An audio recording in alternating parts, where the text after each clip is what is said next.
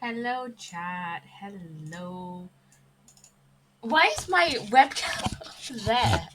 I didn't even realize. There we go. There we go. And why is my like that? Okay. So we're still sponsored by Raid Shadow Legends. And then if you missed Friday stream, I'll just kind of talk through what Raid is. So Raid is a free PC and a mobile game. Okay, what's like this? Okay, it's a free to play mobile game. We played it on Friday, and I actually quite liked it. It still takes like a little bit of getting used to, but it's quite fun. It is quite fun. It is one of the top three RPGs in the world with 15 million downloads. And there are more than 600 different champions with new champions every month, new events every week, and new players to fight every day.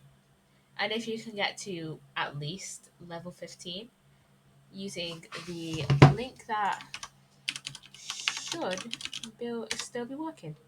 Yes, with my link that is in the chat right now. And my face gets popped to my chat. There with my link that is in the chat right now. You can play Raid for yourself and support me on my channel. Just want to finish my essay with not much coffee. Welcome on in, Funky Soda Pop. Hello, welcome on in. Okay, so today, as you know, for the past few weeks, we've been doing revision streams, and I'm probably gonna do this week's stream slightly differently to how I usually do them. In the past 2 weeks, we've just like talked through the AO1 and AO3 for essays. But today, uh, we are going through inferential statistics. Now, I don't think we'll get asked. You might get asked the difference between inferential and descriptive, but I highly doubt it. Descriptive is basically like the mean, mode, median, and like range and standard deviation. You get asked on that when it comes to descriptive statistics. With inferential statistics, you'll get asked mostly on like the stats tests and like primary, secondary data. This stream, um, we're mainly gonna go over stats testing and like hypotheses basically. So first, here is the stats table that I learned. Obviously, I've not filled it in yet. I'm gonna kind of show you how I remember this. So we've got our two tests of differences here: independent, repeat, and repeated measures. Um, those are two. Um, those are two like designs of the study, and independent is basically where um all participants will only complete like one condition. So, for example, um, they may get separated. So, for example, if you have 50 participants, 25 maybe get put into one group and 25 in another. The first group may do one condition, and the second group will do the second condition. With repeated measures, all participants do all conditions, and I'm gonna move that slightly there. And then, so for example, if you are asked, on like, if you are if you are asked, like, state three reasons, or like state three reasons for certain statistical test to be used, or like give three reasons why a statistical test you have chosen will be used, you'll say it's a test of difference.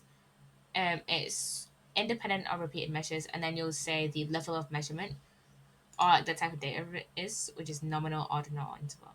Then we've got associations. So the main way that my teachers taught us to identify whether it's a association slash a correlation or a test of difference is that it will be a correlation if um like four, I think, words are present in the like scenario. So for example, I think the words that she told us to look out for are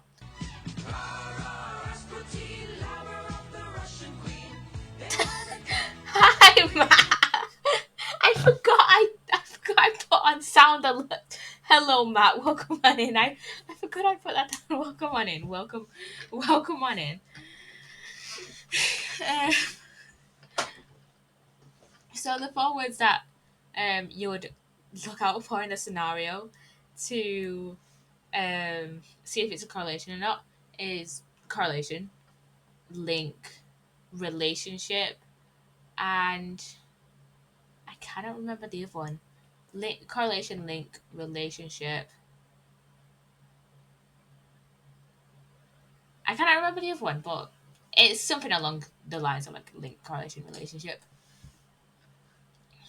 So, anyways, the stats test table. So I kind of remember it in a pattern. So we've got nominal, ordinal, interval down the side, and we've got independent, repeating measures and associations on the top. So the way I remember it is that so we've got chi. I remember it chi sine chi. So we've got chi squared, sine test, and chi squared. And then down here is Spearman's rho and Pearson's R. And then for the rest of the interval data, we've got unrelated t-test and related t-test. And then for ordinal and independent, it's Whitney U. And for ordinal and repeated measures, it's Wilcoxon.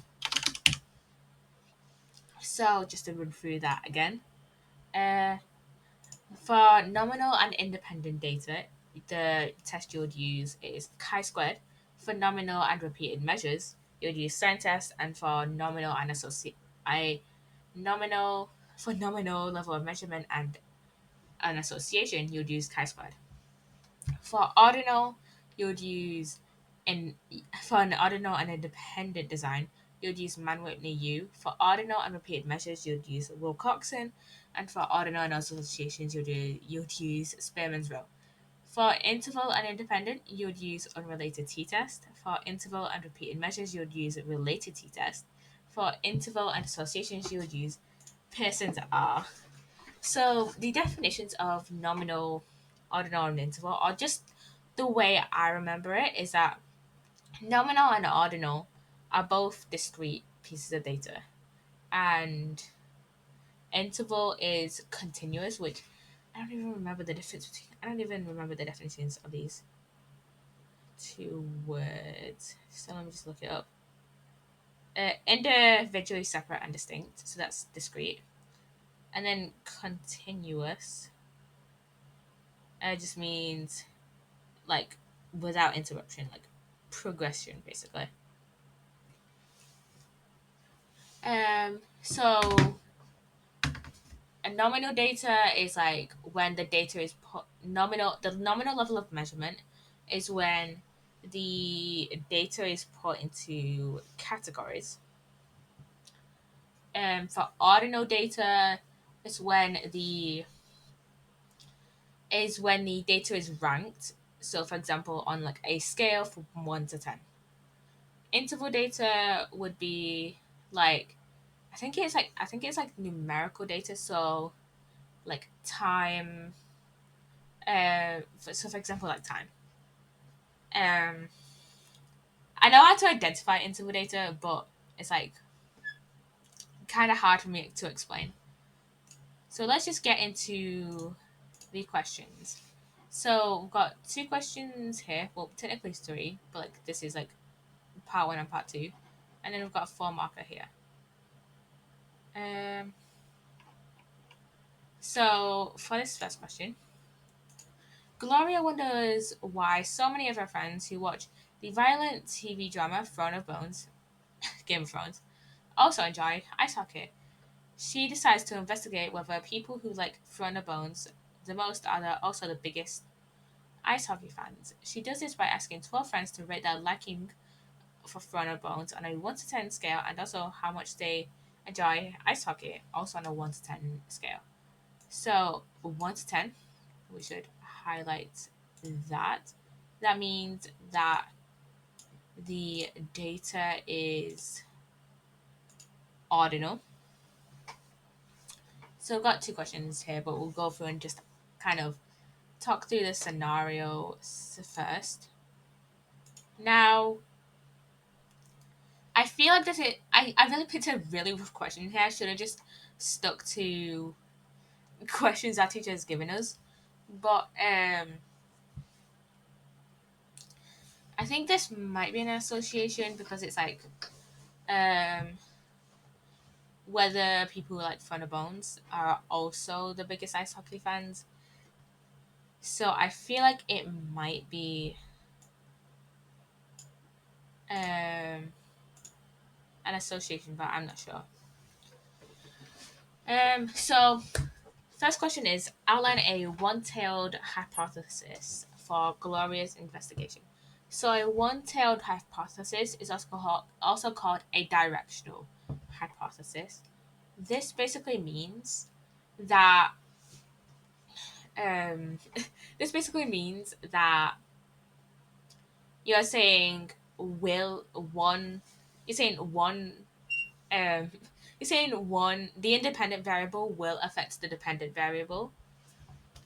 So those who like Front of Bones will like ice hockey. Um and this can be in a specific direction. So for example, what I said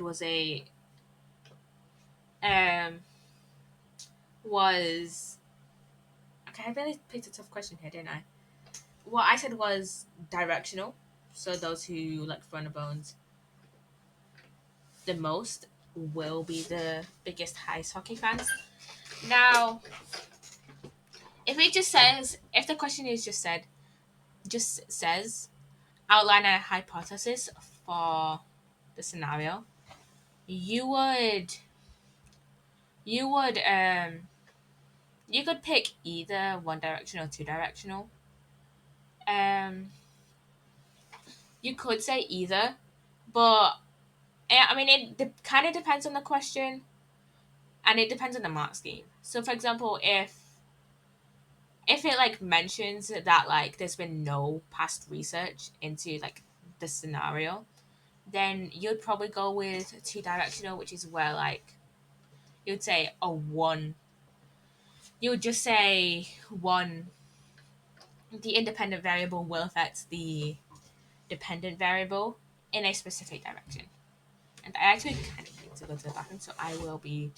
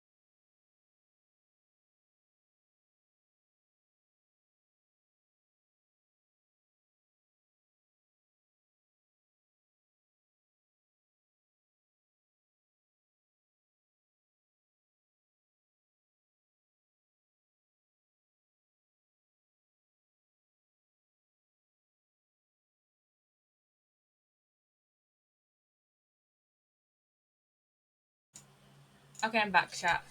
So we're talking about non-directional hypothesis, like one, two-tailed non-directional. I think I mixed it up. I think I said two-directional instead of non-directional, but yeah, non-directional is basically a hypothesis is where a hypothesis that will say the independent variable affects the dependent variable, but it doesn't say in any specific direction. It won't say if it's increased, it won't say if it's decreased. So, for example, for here, those who um this is like okay, let's see. Let me reread the scenario. So, those who like throne of bones will be the biggest hockey fans.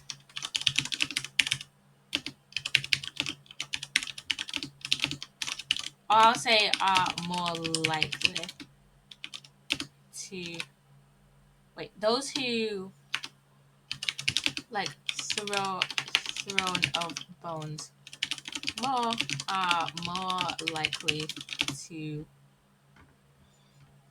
um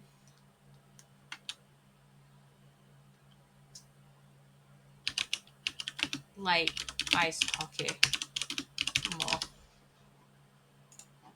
I think that'll be like decent enough, I guess. Um, okay. Which statistical test should Gloria to interpret her results? Okay, so this is a one marker, so you could just say. So you know what? So you can. So this is a one marker, so you won't have to go into too much detail. So this is an interval data. Um. Okay, so it's not independent because she asked her 12 friends to do both conditions. So rate how much they like Fred Bones on a scale of 1 to 10 and rate how much they enjoy ice hockey on a scale of 1 to 10. So this is making me think this is more of a correlation because it says those who like Fred Bones are also the biggest. Is that an assumption to test or why are they more likely to? The hypothesis is just the assumption to test, yeah. It's just basically that so it's basically like Gloria is just like, oh, this is just the assumption, or like this is just the assumption she's making at like the start of the study before she's even like done it. That's basically, yeah, she's basically just testing her assumption. Her hypothesis is just like an assumption she's making. And it doesn't like I said this earlier, but it does depend on like whether it's past research or not. Depends on like whether it's directional or non-directional. So it doesn't say whether there has been past research or not on this in this scenario. But if it said, I've already mentioned this, but if it says there has been past research, then you can do like more of a one directional hypothesis, like a normal directional hypothesis, because it's like there's already been past research to support your assumption, if that makes any sense. Or like you're making an assumption based on past research, if that makes some sort of sense. If there's been no past research, then you can just say, oh, the independent variable will affect the dependent variable because you're not sure which direction it's going to take, whether it's going to be a positive, whether it's going to be like a positive increase or a negative decrease. I don't know if I rambled too long on that, or why they're more likely to. Like I just said, um, based on past research. So it says outline a one-tailed hypothesis. So we can kind of assume there may have been some past research on this. But again, we're not sure. I'm not entirely sure because I literally just grabbed this question off the internet. Um, so the level of measurement is ordinal as a scale from 1 to 10. It's used to measure um, how how much the friends enjoy slash like throne of bones and ice hockey. Remember to put in your AO2 because every time because like in a lot of stats questions that I do, I always forget AO2. And I actually did an essay like the other day. I think it was on Friday. Yeah, I did an essay on Friday, and it was on a different topic. It wasn't on stats. I think it was on I think it was on memory. I think it was on like retrieval failure or something to do that. No, it was on eyewitness testimony. Actually, it was on eyewitness testimony, and I just forgot to add in AO2. AO2 is just your linking back to the scenario in the question, and I did not do that in the essay. So I was just like, you know what? I'll rewrite this like later on and then submit it to like Shelby or whatever. That's what we use. We use Shelby. Yeah. Um,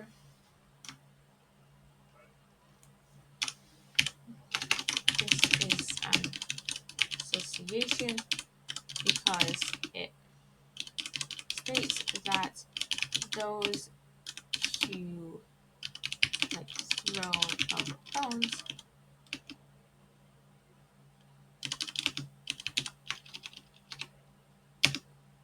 are also the biggest ice hockey fans because it states that Gloria is um invest investigating whether let me check this Discord thing, guys. Should be a minute. So if we look in our table up here, so we've got ordinal data and an association. So the statistical test would be Spearman's row.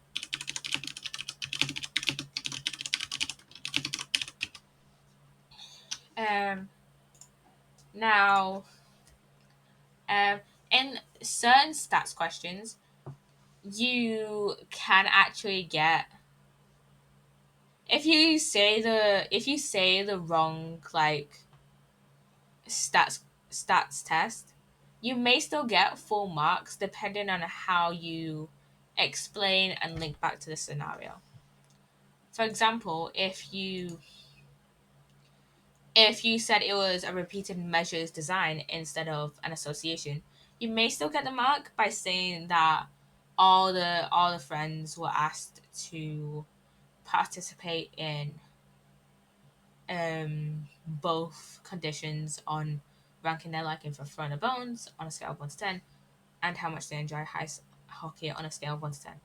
Now, I don't think you would get the mark if you put a different level of measurement. So, for example, if you put nominal instead of ordinal, because it is pretty clear that it says what on a scale from 1 to 10 instead of they put it in categories. But again, it just depends on how you explain it, depending on how you get your mark. Again, I feel like if you put Will Coxon instead of Spearman's row, you could still get the mark if you said that the friends were all in conditions. Like just like how I've said that it's an association because um Gloria's investigating whether those who like Front of Bones are also the biggest ice hockey players. Um I'd also recommend when you're doing these questions, just like going in and like bringing like a highlighter or two and just like kind of like highlight stuff in the question. So for example, how I've highlighted stuff here, so scale from 1 to 10 and just who likes from the bones, and most are also the biggest ice hockey fans. Um, just so you kind of um like don't skip over any details within the question. It may help you get to actually get full marks on a stats question, even if it's just like a 3 marker.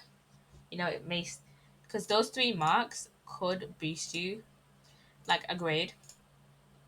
I mean, grades are usually like eight to from like the grade boundaries I've seen, which are like the 2019 ones. Um,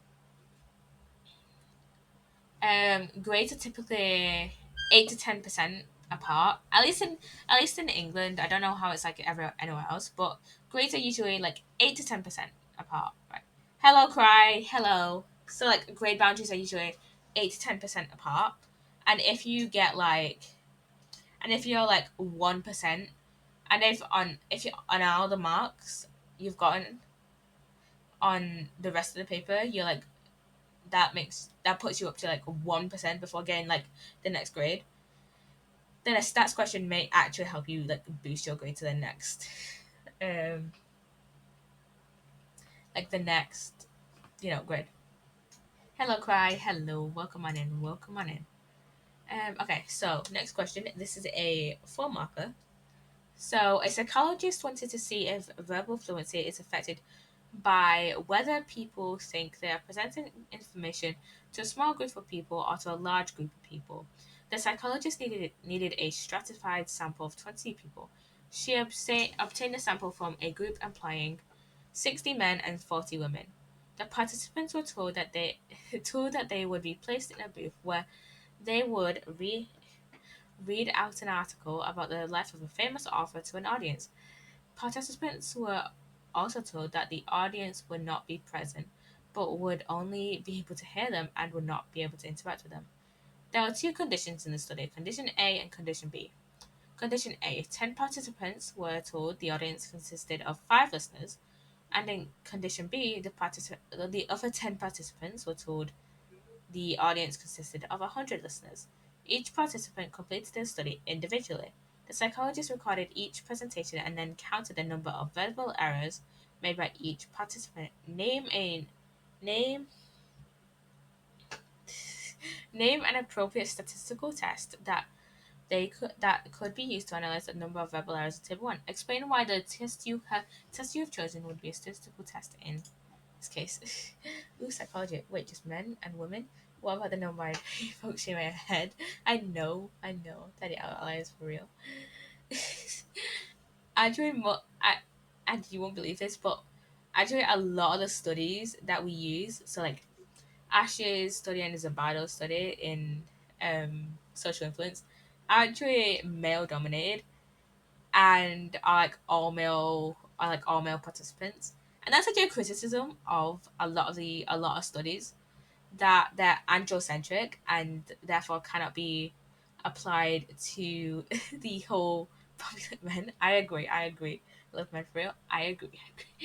But yeah, that's actually a criticism because it's androcentric, and women may behave differently, or like, for example, conform to social roles differently to how men do, and therefore it lacks generalizability and lacks external validity slash population validity.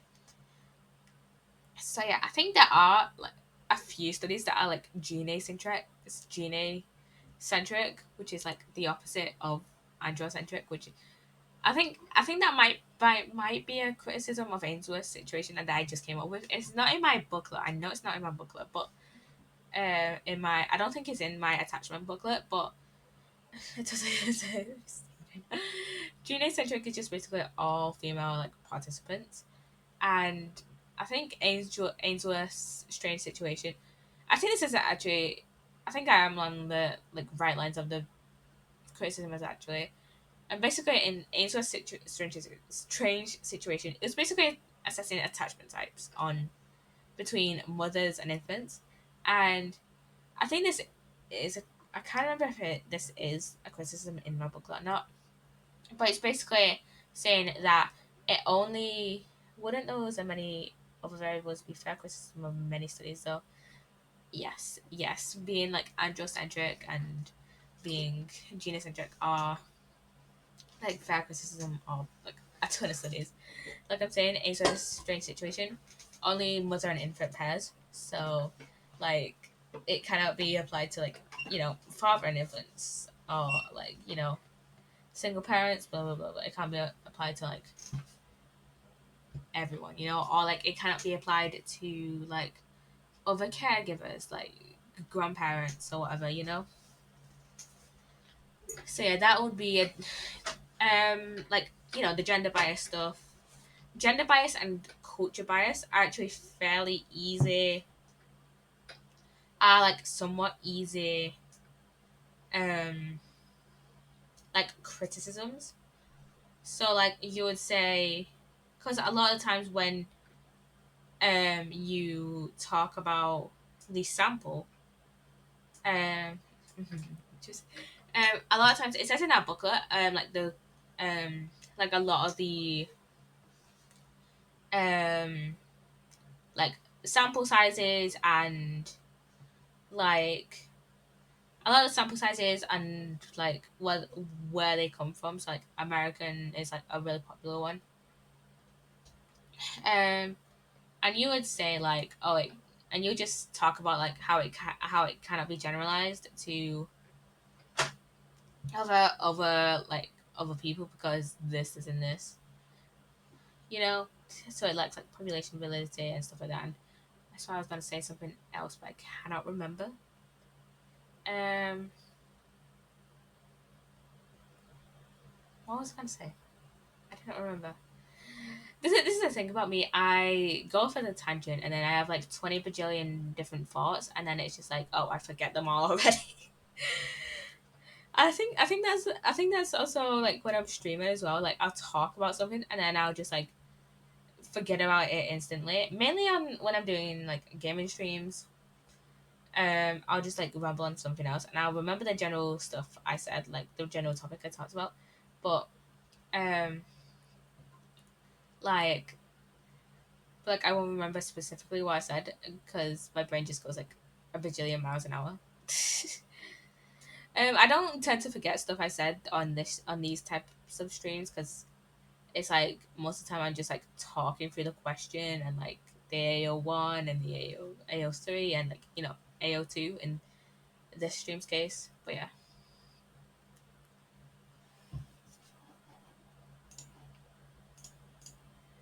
and okay, and I literally copied this from Teams, so uh, so it's a repeated measures because um well, it's a test of difference first of all. I'm gonna say test of difference because it's 4 marks, so assume we get what I assume we get as long as we don't need to find the gradient of the tangent you went off on. Yes, yeah, that's fine. That's fine. My favorite just stupid joke from Matt. Gotta love the hidden math jokes. Gotta love the hidden math jokes. Okay, so gotta say it's a test of difference. It's a repeated. I think my brain isn't large enough. But shit. Honestly, for me at least, the statistical tests is the easy stuff of psychology. We have to remember so many different like piece of research that it's not even funny. Like this is my last study stream before my before paper one, and it's just ah, you know. Sometimes I feel like I have a small brain. Um, like sometimes I can remember like I think it's mainly names for me and percentages. Like I can remember, I can remember like procedures of studies like easily enough, but when it comes to like names, I have no clue. And I don't think names really matter because I could just say a study was carried out, blah, blah, blah, blah. But it's also like the results of the study. But again, I could just say, oh, a significant proportion, blah, blah, blah, blah. But again, it feels like I'm missing out marks because I can't, because sometimes I just cannot remember the percentages. Are they all closed book exams, or are I allowed to take notes for references in some exams? They're all closed book. They're all closed book. So, so I just cannot remember. I just, if I could, I would write down, like, uh, I would write down if I could take in notes. I would write down the name of like the researcher, like a very basic like reference to what they did. So for example, if I was like trying to remember Maguire's study, I'd say Maguire taxi drivers, and then like whatever percentages. I don't think Maguire uses percentages, but yeah. Remember the 20 important studies you'll need to reference and when they took place. We don't need to actually remember years. The only time we'll need to remember years if we're talking about temporal validity, which is just basically how the results like age over time. And even then, I think there's only the only time I would I have ever like we've ever talked about temporal validity is during gender, and like how a lot of the older studies don't really reflect views on gender today. Um, but then again, I doubt we'll need specific years. We can just say, oh, this took place like we can just say like we I mean, I don't even know if we need specific years or not. I think we could just say like this lacks temporal validity because it doesn't reflect views of society today. I don't know. I mean, I think years would help, but I don't think we need a lot of. I don't think we actually need the date specifically. And even then, we only have the years. We don't even have like specific dates of when they were like carried out. And plus, temporal validity is only like one evaluation point. I can remember like a bajillion others and could probably like fully way more explain those. Like I could way more easily talk about like population population validity, population validity than temporal validity because you don't actually need to remember years for population. It's just like population is just like how the results can be generalized to the general public. That's basically it.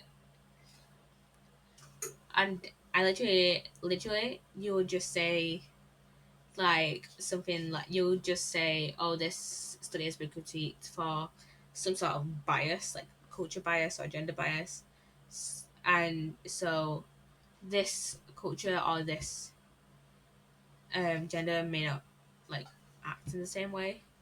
I think one of the criticisms for ageless strange situation actually is that it's culturally biased or it's culture bound. I do not know the difference between the two.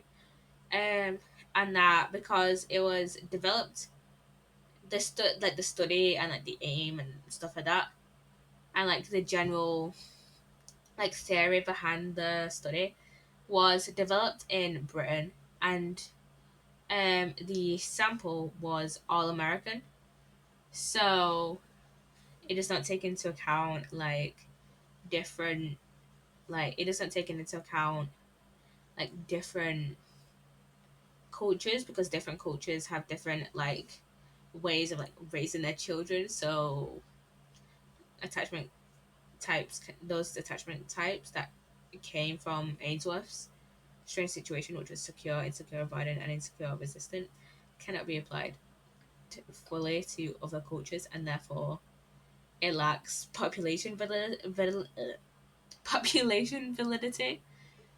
So I just took a whole ramble on there about validity. Okay, let's get back to this question. So this is a repeated measures. This is repeated measures because not all investment. Thank you. Not all participants took part in all conditions. 10 took part in condition A. 10 the other 10 took part in condition B. Okay, so test the difference repeated measures. What would the data be? Um, to count the number of verbal errors made by each participant. Um, I mean, it could be interval because it's like number of verbal errors.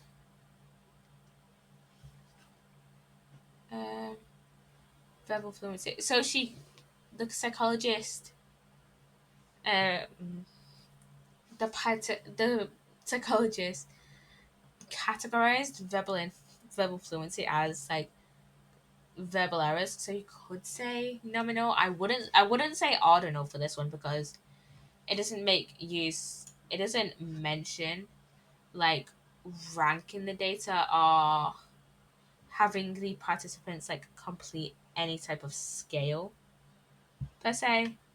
So um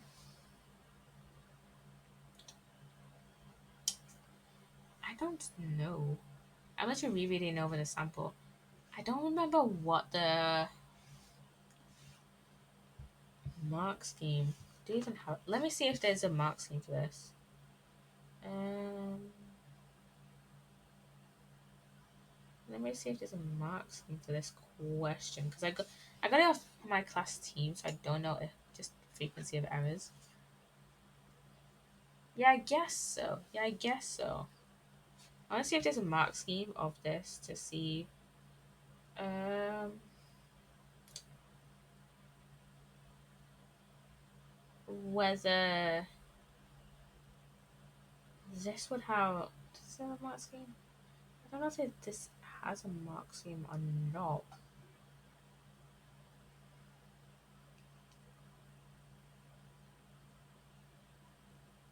Let me see.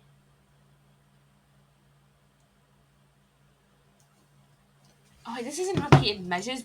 This is this is independent. I literally stated the difference. This is independent. Okay, I got that wrong. Um, the level of measurement is ordinal. How is it ordinal? Because ordinal is like ranking the data. But then again, it's like, I guess it's like ranking them on the number of verbal errors each participant made.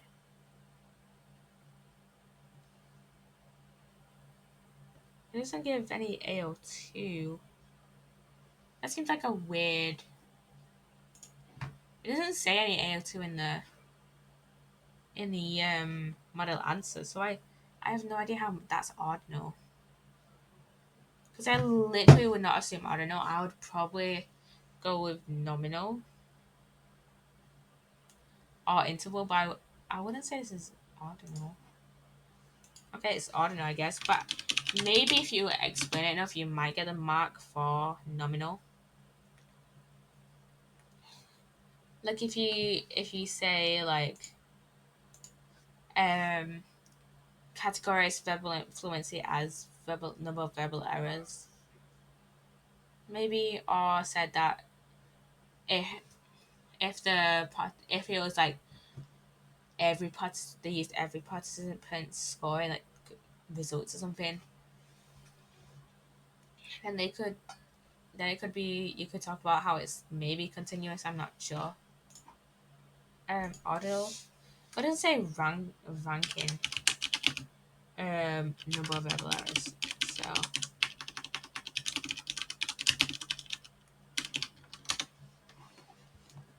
Yeah, I have no idea. I have no idea on that one. I have no idea on that one.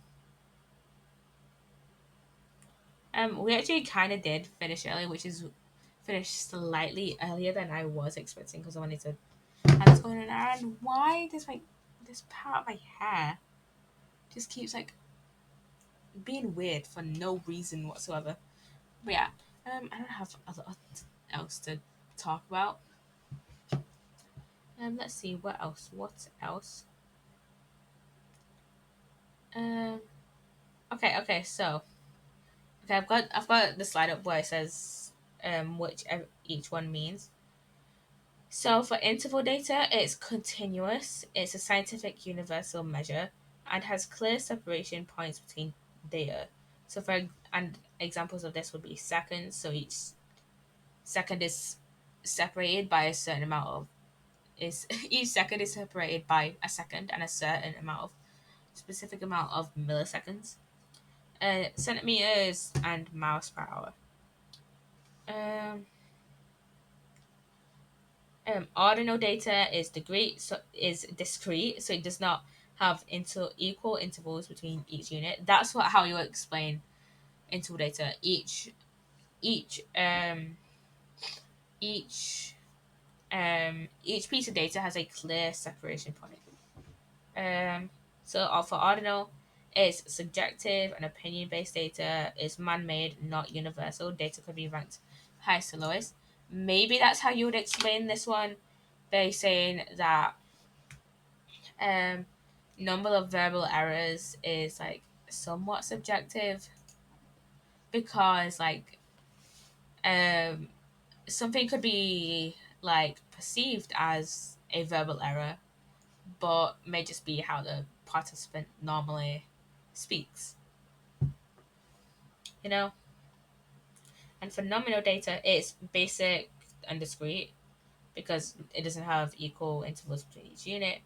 Data is in the form of categories, and this can be, for example, um, separating between boys and girls, hair color, people's favorite singer, etc., etc. Um,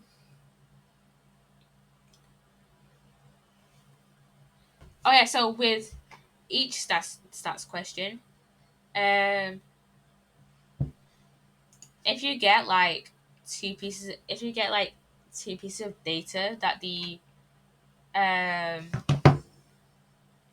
that the researcher measured, so for example with Gloria here, um if she measured throwing how people liked throwing bones in a nominal way, so putting people based into categories, maybe based on how much merch they have or how many times they've watched this show, etc., etc. So it's not nominal because the number of errors can be ranked, but nominal would be like male, female, close or something. Yeah, I don't get. Yeah, I guess so. Again, I don't really get that question either. Um, I mean, for some, like I said earlier, for some questions, if you can explain it, you may still get the mark for saying the wrong one if you like explain it properly. So for example, could still say you could still say nominal if you could like explain like explain how verbal fluency was categorized into like verbal number of verbal errors or stuff like that. But yeah, for like that specific question, stay with ordinal because it can the number of verbal errors between each participant can be ranked and there's like set amount of verbal errors between each participant. But yeah, I kind of just want to practice. I would say practice if you are doing psychology. I don't know if you are. But I'll just say go and practice stats questions and just look at like mark schemes and stuff. If it was listing what the exact errors were, like the words they messed up, then nominal. Yeah, I guess so. Yeah, I guess so. Yeah, that kind of just makes more sense actually. I think I explained it really badly, so thank you, Matt. Thank you. But yeah, I think I explained it pretty wrong. What was it going on? Oh yeah, so if the if like two pieces of data were studied differently, so for example, in this question here, if the people who liked Throne of Bones were studied in a nominal fashion, so for example, um, how much merch they had how much of the merch they had of the show, how many times they rewatched the show, but how much they liked enjoyed ice hockey was um like like still measured on a scale, then you have to go with the lowest you have to go with the lowest um level of measurement lowest level of measurement. So the lowest is nominal, I think, and the highest is interval. So if if it was if the how much people liked Throne of Bones was categorized into different categories, then you would say nominal for this question. I don't know if that made any sense whatsoever. I tend to ramble a lot, so I don't know if that explanation made any sense whatsoever. um, whenever I'm explaining this kind of stuff, whenever I'm explaining a ton of stuff, if I don't have a lot of information, if I don't have I mean, sometimes if I do have a lot of information, I just tend to ramble off what I was originally going to say in my head, and I don't know. I don't know why I do this at all. I think we need a mini test on data types, but I also need to get a cup of tea. Yeah, yeah, I guess so. I think I might do a little. I think I might.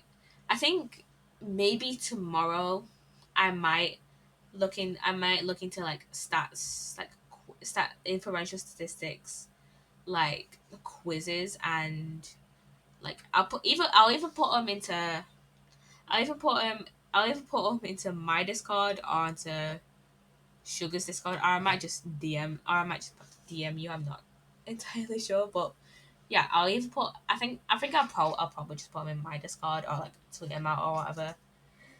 You know, but yeah, you know what? Let me put that in my Let me put that in my reminders, actually. Look for differential statistics quizzes. Um, Send in Discord slash Twitter. Okay, there we go. There we go. There we go. But yeah, I am going to end there. Is there anyone that wanted to stream? Is there anyone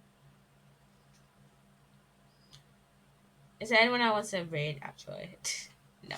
Okay, there is no one I want to raid.